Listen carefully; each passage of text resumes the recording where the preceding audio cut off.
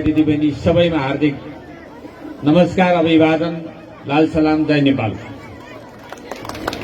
समयले डाँडो काटिसकेको छ।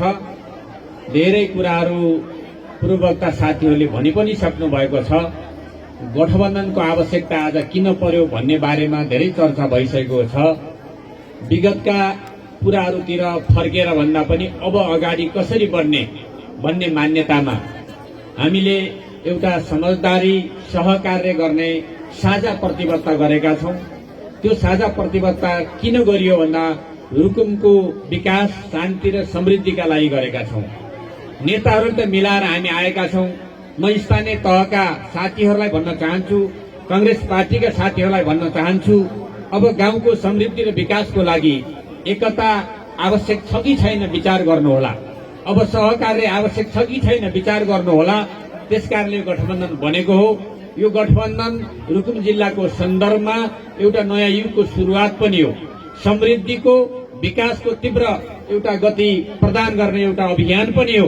त्यसकारणले यसलाई सामान्य रूपमा नलिएर हाम्रो भाग्य र भविष्य निर्धारण गर्नका लागि यो जिल्लाका सबै पार्टीहरूलाई, गठबन्धन दलका पार्टीहरूलाई साथमा लिएर यहाँको विकास र समृद्धिको अभियानमा लैजाने एउटा प्रतिबद्धता हामीले गरेका छौं र मेरो तर्फबाट त्यो कुरा पूर्ण रूपमा पालना हुने कुरा पनि म यहाँहरूमा स्पष्ट गर्न चाहन्छु।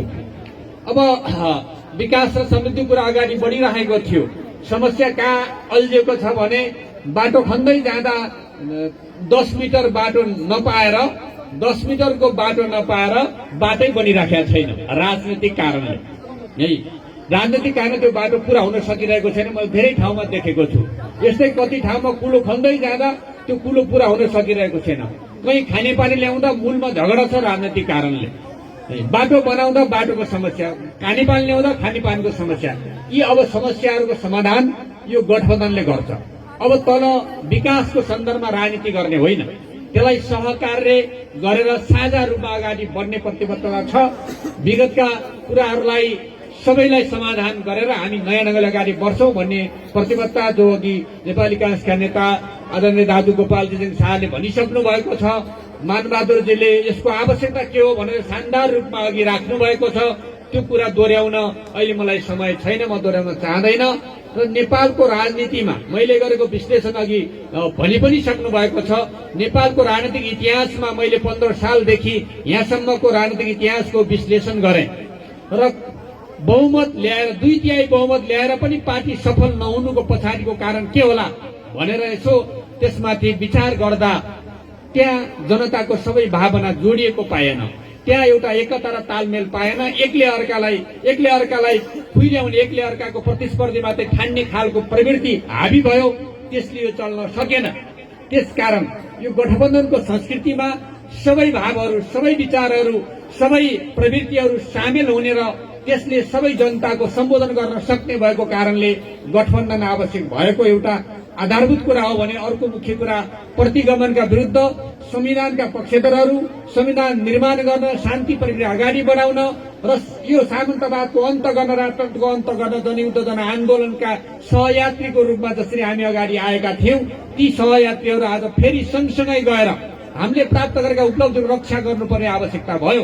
अघि मानवजीले भन्नुभयो नि भएको छ कि संविधानमा हामीले के कुरा लेखेका छौं।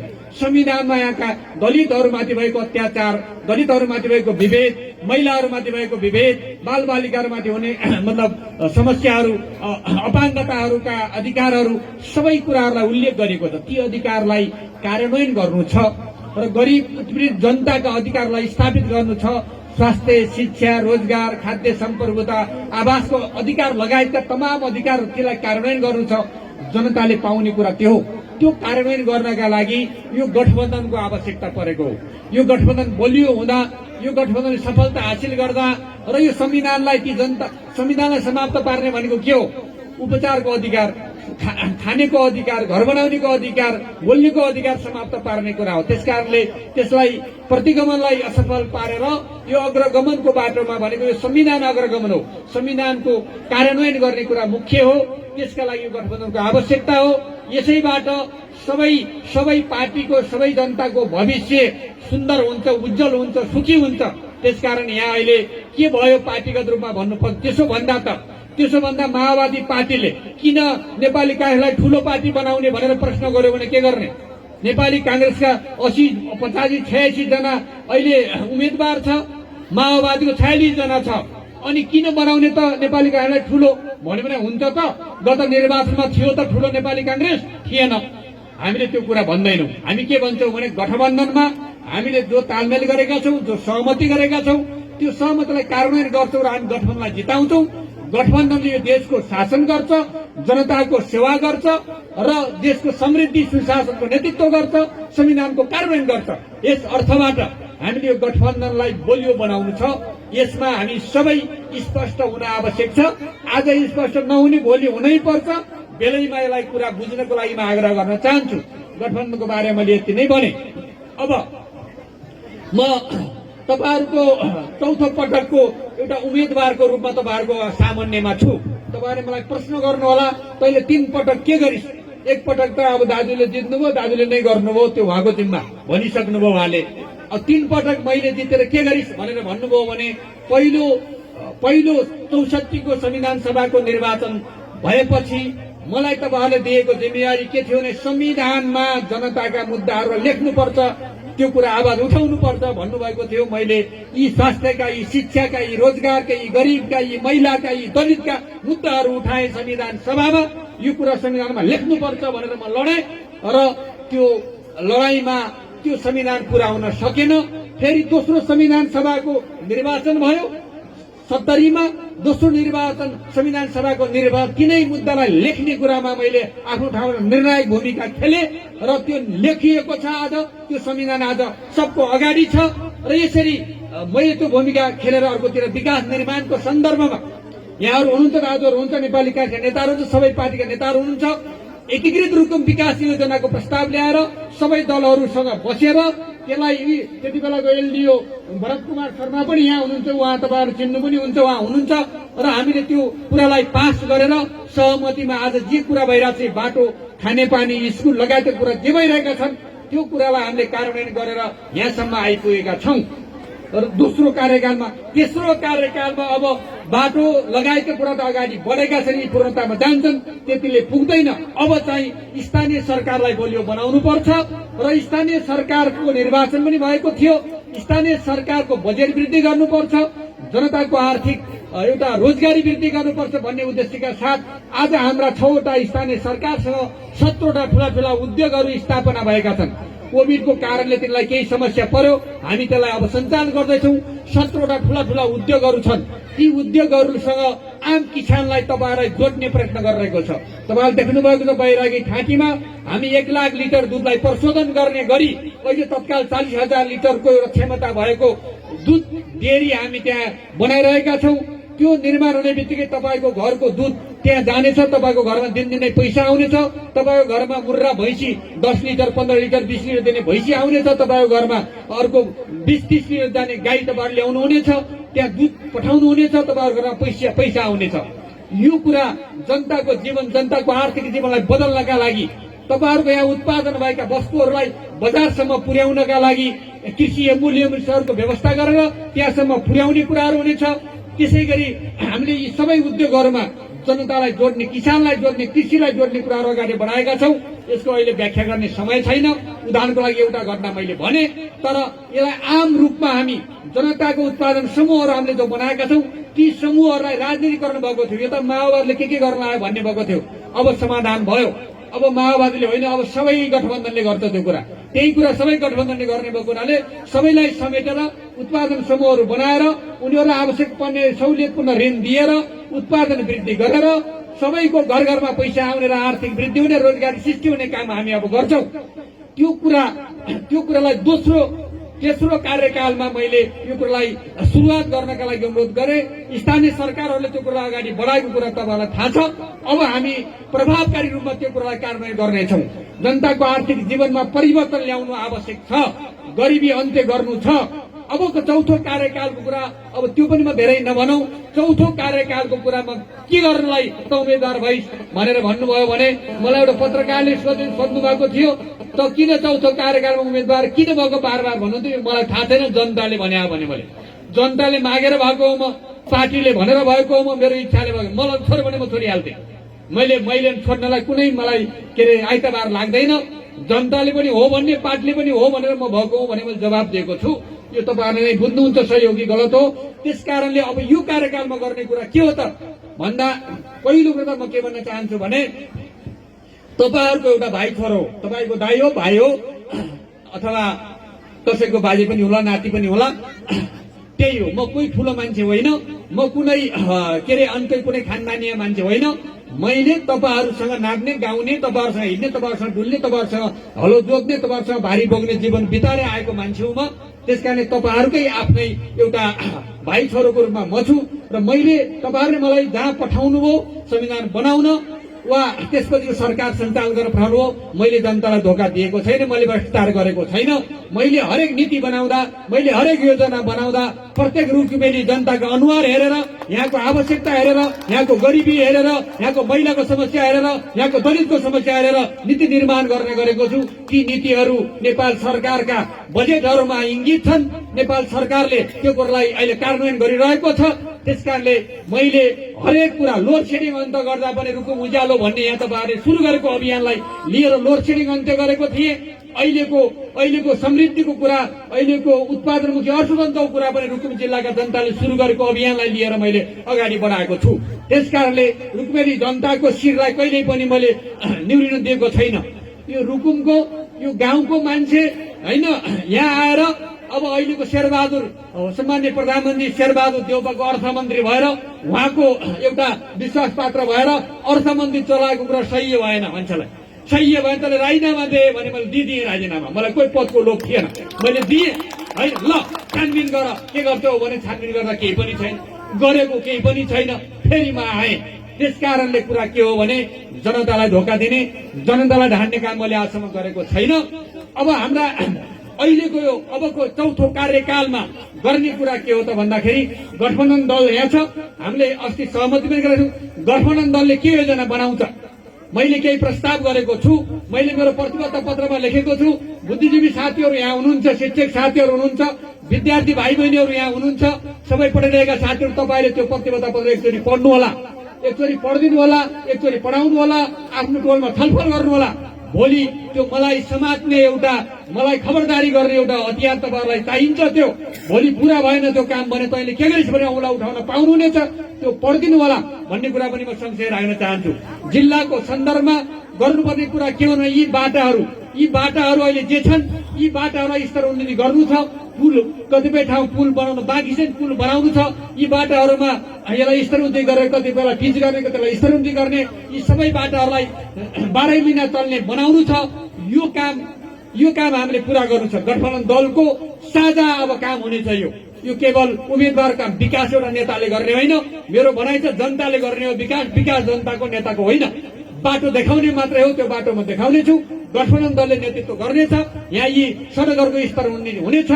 एक घर एक धाराको अभियान हामीले सुरु गरेका छौँ। करिब जिल्लाभरि 50% पूरा भएको छ, 50% बाँकी छ। हामी त्यो निरन्तरतामा छ। सबैको घर घरमा धारा ल्याउने काम बाँकी छ, त्यो पूरा गर्नेछौँ। अब पानी अघि पनि यहाँ कहाँ आएको, हामी 1 घण्टा पानी बन्द गरे 1 घण्टा परबाट पानी ल्याइरहेको छौँ भने त्यो गर्नु पर्दैन। घरमै धारा आउँछ, घरमै राम्रो पानी खान पाउनुहुनेछ। त्यो काम पूरा गर्नु छ। र मुख्य कुरा के छ भने शिक्षा क्षेत्रलाई सुधार गर्नु छ। हाम्रा अबका भाइ बहिनीहरू, साना बालबालिकाहरूलाई सक्षम नागरिक बनाउने, देशको सबै क्षेत्रको नेतृत्व गर्न सक्ने बनाउने हाम्रो आवश्यकता छ। त्यसको लागि शिक्षामा सुधार गर्नु छ। हाम्रा विद्यालयहरूको भौतिक पूर्वाधार मात्र होइन, प्रविधि पूर्वाधार र पढाइको गुणस्तर समेत सुधार गर्नु छ। त्यसको लागि शिक्षकहरू त्यो प्रविधि सहितको एउटा पठन पाठको व्यवस्था गर्नु छ। अहिलेको सरकारको बजेटमा मैले ल्याएको कुरा के छ भने डिजिटल माध्यमबाट फिल्म हेरे जस्तै पढ्ने गरी पढाउने खालको एउटा संरचना बनाउनु छ। त्यो खालको पढाइ भयो भने बोर्डिङमा पढ्ने भन्दा पनि राम्रो पढाइ हामी दिन सक्छौँ। विज्ञानमा, गणितमा अथवा त्यस्ता कठिन विषयहरूमा दिन सक्छौँ। त्यस्तो प्रविधि जोड्ने र पढाउने कुरा गरेर शिक्षाको गुणस्तर उठाउने एकातिर छ भने अर्को कुरा हामीले यही जिल्लामा अघि भन्नुभयो, गोपालजी शाह दाजुले भन्नुभयो कि हामी उपचार गर्न यहीँबाट कतिजना धेरै धेरै बिरामीहरू काठमाडौँ जानुहुन्छ र थाहा हुन्छ कुनै अन्नपूर्णमा भर्ना भएपछि कुनै अर्को कुनै अस्पतालमा भर्ना भए थाहा हुन्छ हामी त यहाँ आएका थियौँ, समस्या पर्यो, पैसा छैन, खर्च सकियो आदि इत्यादि। धेरै बिरामीहरू मेरो सम्पर्कमा जानुहुन्छ, वीर अस्पतालमा, अरू अस्पतालमा तमाम सल्लाह उपचार गरेर पठाउने गरेको कतिपय यहीँ पनि होला तपाईँहरू मैले गरिराखेको छु। अब डायलिसिस गर्न काठमाडौँ जानुपर्ने, एक्सरे गर्न काठमाडौँ जानुपर्ने, एमआरआई गर्न काठमाडौँ जानुपर्ने, त्यो कुरालाई अन्त गर्ने आवश्यकता मैले ठानेको छु र हामीले चौरदारीमा मेडिकल कलेज बनाएर चौरदारी हेमर्दा अब बढीमा 1.5 घण्टाभित्र 1 घण्टाभित्र पुगिन्छ, त्यहाँ मेडिकल कलेज बनाएर सबै उपचार जिल्लाभित्रै हुने व्यवस्था एकातिर गर्ने भने अर्कोतिर डाक्टर पढ्ने व्यवस्था पनि यही गर्ने गरी हामी यो कामलाई थाल्ने गरेका छौँ। यसलाई पुरा गर्नु छ। यो भयो भने रुकुम जिल्लाको जनताको उपचारको समस्यालाई काठमाडौँ जानु पर्दैन, खर्च गर्नु पर्दैन, यही सजिलै गर्न सकिन्छ। त्यसै गरी आज यो इन्फर्मेसन टेक्नोलोजी जो भन्छ आइटी टेक्नोलोजी पढ्नेहरू आज विदेश गइरहेछ। अब विदेश होइन, त्यही स्तरको शिक्षा यही जिल्लामा आइटी कलेज खोलेर यही पढ्ने अबको मुख्य विषय हो, त्यो यही पढ्ने व्यवस्था मिलाइनेछ। कृषिको आइएससीसम्म छ, बिएससी र एमएससी पढ्ने कुरा यही मिलाइनेछ। यसरी शिक्षाको क्षेत्रमा गर्नुपर्ने कुराहरू यी छन्, लगायतका अरू कुराहरू पनि छन्। 12 कक्षासम्म पढ्ने विद्यार्थीहरूको लागि अहिलेको बजेट कार्यक्रममा ल्याएको कुरा के छ भने उनीहरूलाई तालिम दिएर, उनीहरूलाई एउटा व्यावहारिक शिक्षा दिएर 12 कक्षा पढेर बाहिर निस्किँदा उसले एउटा न एउटा काम गर्न सकोस्, मोबाइल भयो नि मर्मत गर्न सकोस्, मोटरसाइकल नि बनाउन सकोस्, अरू कुनै काम भयो नि गर्न सकोस्, एउटा न एउटा दक्षता दिएर पठाउने गरी त्यो खालको शिक्षालाई यहाँ सञ्चालन गर्नु छ। शिक्षाको क्षेत्रमा, स्वास्थ्यको क्षेत्रमा भनेको कुरा के हो भने अब अहिले वडा स्वास्थ्य केन्द्रहरू छन् र त्यो मेडिकल कलेजसँग पालिका अस्पताल, जिल्ला अस्पताललाई जोडेर हामी मेडिकल कलेजमा त्यसलाई स्तरोन्नति गर्नेछौँ। स्वास्थ्य क्षेत्रको कुराहरू मुख्य कुरा भनेको के हो भने गरिबी अन्त्य हो। गरिबी अन्त्य नभएसम्म यो समाजवादको कुरा हुँदैन, पेट नभरेर समाजवाद हुँदैन। गरिबी अन्त्य गर्नका लागि हामीसित भएका यिनी स्रोत साधन, हाम्रो जमिन, हाम्रो जंगल, हाम्रो पानी, हाम्रो हावा, हाम्रा खानी सबैको प्रयोग गरेर हामीले दक्ष जनशक्ति बनाएर युवाहरूलाई तालिम दिएर आम्दानी आउने, काम गर्न सक्नेले काम पाउने अवस्था सिर्जना गरेर गरिबी अन्त्य गर्ने, रोजगारी सृष्टि गर्ने र बेरोजगारी अन्त्य गर्ने कुरा हामी यो गठबन्धन दल मिल्यो भने छोटो समयमा गर्न सक्छौँ भन्ने मलाई विश्वास छ। त्यो कुरालाई हामी कार्यान्वयन गरेर जान्छौँ। आम युवा पंक्तिले यसमा अब कसरी काम गर्ने हो, कसरी श्रम गर्ने हो भन्ने कुरा सोच्यो भने हामीले यही रोजगारी दिन सक्छौँ। आज हाम्रा धेरै युवाहरू विदेशमा हुनुहुन्छ, देशमै रोजगारी भयो भने हामीले त्यसबाट एउटा जिल्लालाई समृद्ध गर्न सक्छौँ। यसको कुरा हो। यतिले मात्रै पुग्दैन, आर्थिक विकास भएर मात्रै पुग्दैन। समाजमा शान्ति चाहिन्छ, समाजमा मेलमिलाप चाहिन्छ, समाजमा एकता चाहिन्छ, समाजमा सम्मान चाहिन्छ, विभेदको अन्त्य चाहिन्छ। महिला हिंसा गर्ने, महिलामाथि अत्याचार गर्ने पुरुषहरूले कतिपय ठाउँमा, दलितमाथि अत्याचार गर्ने, दलितमाथि अब व्यवहार गर्ने अथवा अरू विभेदहरू, सामाजिक विभेदहरूको अन्त गर्नका लागि हामीले भनेको कुरा सामाजिक सांस्कृतिक रूपान्तरणको अभियान हामी चलाउनेछौँ।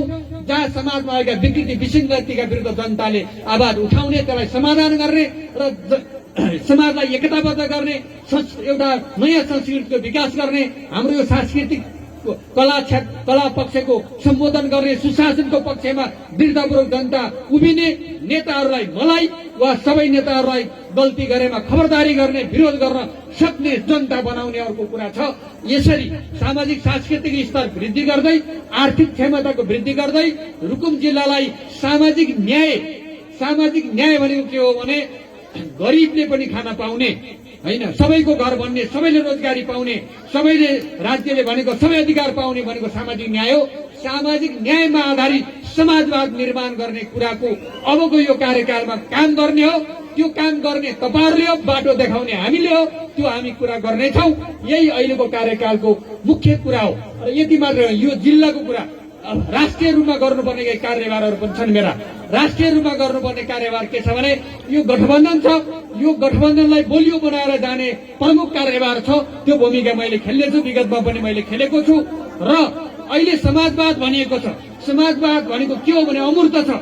के भए समाजवाद हुने हो भन्दाखेरि त्यो समाजवाद नेपाली कांग्रेसको आफ्नै, माओवादीको आफ्नै, अरू पार्टीको आफ्नै जो छ, त्यो समाजवादमा न्यूनतम सहमति गराएर, राष्ट्रिय सहमति गराएर नेपालको मौलिक समाजवादको यो र यसमा अब आम देशलाई लैजानुपर्छ भन्ने राष्ट्रिय सहमति गराउने यो देशको परराष्ट्र नीतिका समस्याहरू छन् होइन। सरकार आउँदा परराष्ट्र नीति पनि खलबलिन्छ, बदलिन्छ।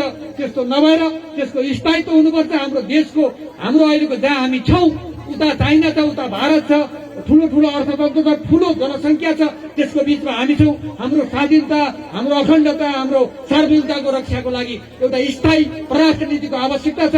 त्यो परराष्ट्र नीति निर्माणमा राष्ट्रिय सहमति गराउनेमा मैले भूमिका खेल्नुपर्नेछ र सँगसँगै देशको सुरक्षा नीतिमा राष्ट्रिय सहमति आवश्यक छ र मुख्य कुरा देशको विकास अब कसरी गर्ने, समृद्धि कसरी गर्ने भन्ने बारेमा कतिवटा सडक खन्ने, कति एयरपोर्ट बनाउने, कसरी हाइड्रो पावर बनाउने भन्ने कुरा पनि राष्ट्रिय सहमतिको आवश्यकता छ। यी राष्ट्रिय सहमतिहरू गराएर राष्ट्रिय रूपमा मैले खेल्नुपर्ने भूमिकाहरूको कार्यभार पनि तपाईँहरूको तर्फबाट रुकुमको जनताको प्रतिनिधिको हैसियतले मैले त्यहाँ भूमिका खेल्नेछु, जसले तपाईँहरूको शिर उच्चा हुनेछ, तपाईँहरूलाई गर्व हुनेछ।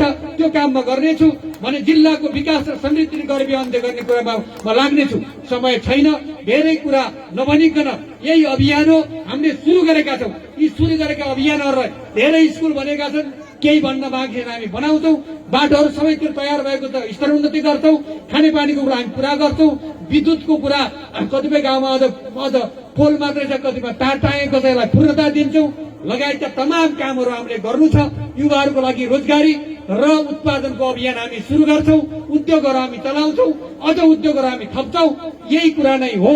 यसरी हामी जिल्लालाई, रुकुम जिल्लालाई समाजवादको एउटा आधार, विकासको एउटा नमुना बनाएर स्थानीय सरकार, प्रदेश सरकार